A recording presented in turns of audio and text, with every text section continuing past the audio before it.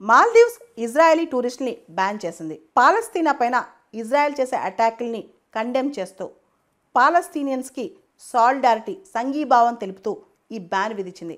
ఈ దిశగా మాల్దీవ్స్ పార్లమెంట్ ఒక లా పాస్ చేసింది. దానికి మాల్దీవ్స్ ప్రెసిడెంట్ మొహమ్మద్ మొయిజీ కూడా అప్రూవల్ ఇచ్చారు.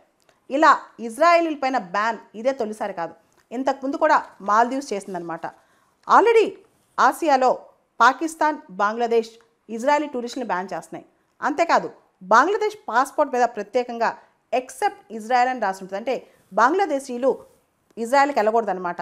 ఇలా బంగ్లాదేశ్లో ప్రత్యేకంగా ఇజ్రాయెల్ నుంచి రాకూడదు, ఇజ్రాయెల్కి వెళ్ళకూడదు అని ఉంటుంది. అయితే మాల్దీవ్స్కి ఇజ్రాయెల్ టూరిస్టులు పెద్దగా రారు, ఎక్కువగా యూరోప్ నుంచి వస్తారు. దాదాపు 54% యూరోప్ నుంచే వస్తారనమాట. ఆ తర్వాత ఈ సంవత్సరం ఫిబ్రవరిలో మాల్దీవ్స్కి వచ్చిన టూరిస్టుల సంఖ్య చూసుకుంటే దాదాపు 2 లక్షల మంది వచ్చారు.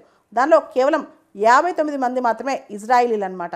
కాబట్టి ఇజ్రాయలీ టూరిస్టులు పెద్దగా మాల్దీవ్స్కి అట్రాక్ట్ అవ్వరు, ఎక్కువ రారు కూడా. ఇప్పుడు పూర్తిగా ఇజ్రాయలీస్ రావద్దని చెప్పి మాల్దీవ్స్ బ్యాన్ విధించింది.